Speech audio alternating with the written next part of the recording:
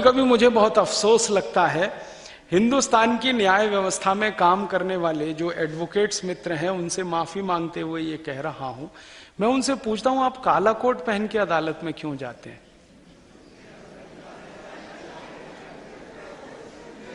क्या काले के अलावा दूसरा रंग नहीं है भारत में? सफेद नहीं है, नीला नहीं है, पीला नहीं है, हरा नहीं है, और कोई रंग ही नहीं है, काला ही कोट पहनना है। और वो भी उस देश की न्यायपालिका में जहां पर तापमान 45 डिग्री, 47 डिग्री, 50 डिग्री हो।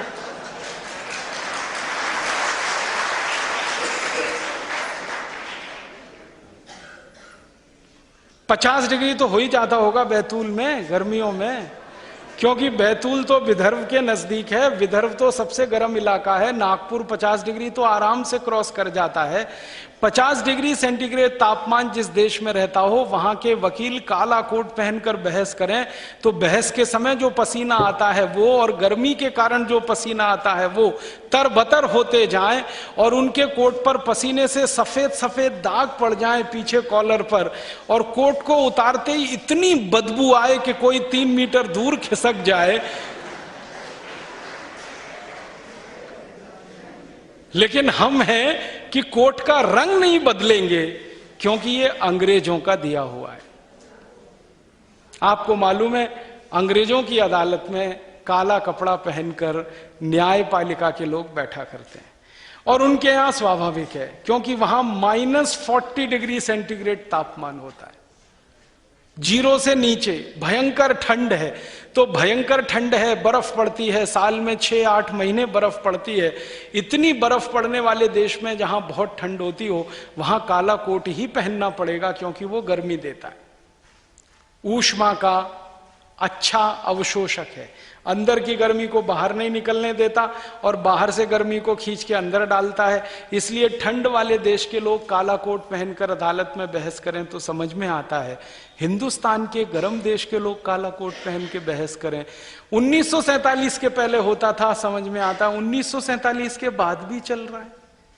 हमारी बार काउंसिल को इतनी समझ नहीं है क्या कि इस छोटी सी बात को ठीक कर लें, बदल लें?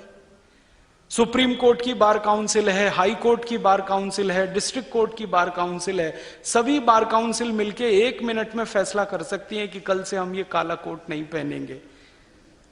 वो तो भला हो हिंदुस्तान में कुछ लोगों का। हमारे देश में पहले क्या होता था ना, अंग्रेज न्यायाधीश होते थे तो सिर में टोपा पहन के बैठते थे, वो भी काला होता था, उसमें नकली बाल होते थे, पूरा टोपा लगा के अंग्रेज बैठा करते थे। आजादी के बाद 40-50 साल तक टोपा लगाकर यहां बहुत सारे जज बैठते रहे हैं इस देश की अदालत। और अभी तो यहां क्या विचित्रता है कि काला कोट पहन लिया, ऊपर से काला पैंट पहन लिया, बो लगा लिया, सब एकदम टाइट कर दिया, हवा अंदर बिल्कुल ना जाए, और फिर मांग करते हैं कि सभी कोर्ट में एयर कंडीशनर होना चाहिए। ये कोट उतार के फेंक दो ना, एयर कंडीशनर की जरूरत क्या है?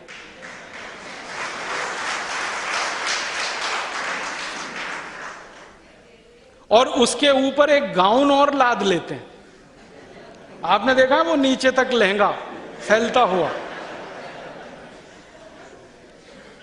ऐसी विचित्रताएं आजादी के 60 साल में इस देश में दिखाई दी। मैं कहना यह चाहता हूं कि अंग्रेजों की गुलामी की एक भी निशानी को आजादी के 62 साल में हमने मिटाया नहीं, सबको संभाल के रखा है, सहेज कर रखा है। और हर साल अपने को मूर्ख बनाने के लिए 15 अगस्त का झंडा फहराते रहते हैं, 26 जनवरी मनाते रहते हैं। स्वतंत्रता दिवस कहते हैं। स्वतंत्रता का माने होता है अपने तंत्र की व्यवस्था में जीना। आपका कौन सा तंत्र आपने बनाया 62 साल में, बताएं ना। सब अंग्रेजों की बनाए गए नियम कानून व्यवस्थाओं में हम जी रहे हैं। तो इसलिए हम लोगों को लगता है कि ये अंग्रेजियत की व्यवस्था जो चली आ रही है 250 साल से 300 साल से, इसको तो बदलना ही पड़ेगा, इसको तो खत्म करना ही पड़ेगा। आजादी के समय जब इस देश में बहुत सारे वकील हुए जो आजादी की लड़ाई के नेता थे, आप जानते हैं महात्मा गांधी वकील थे, सरदार वल्लभ भाई पटेल वकील थे, हमारे देश में एक बड़े नेता लोकमान्य बाल गंगाधर तिलक वकील थे, लाला लाजपत राय वकील थे, विपिन चंद्र पाल वकील थे, सुरेंद्र नाथ बनर्जी वकील थे। बड़े वकील नेता इस देश में हुए। उन्होंने उस जमाने में काले कोट का बहिष्कार किया, अंग्रेजों की पोशाक का बहिष्कार किया। आपको मालूम है वही लोकमान्य तिलक थे, बराबर मराठी पगड़ी बांधकर अदालत में खड़े होते थे। जज उनसे चिढ़ता था, जलता था।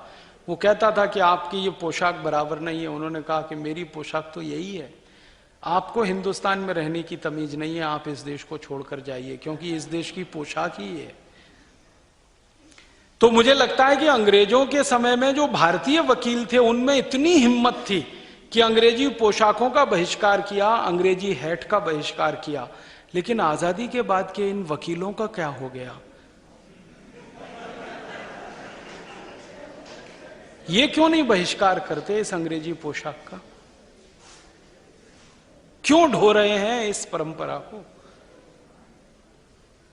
मुझे दुख और अफसोस इसी बात का है। अंग्रेजी सारे कानून, अंग्रेजी सारे नियम, अंग्रेजों की सारी व्यवस्थाएं आजादी के बाद भी चल रही हैं।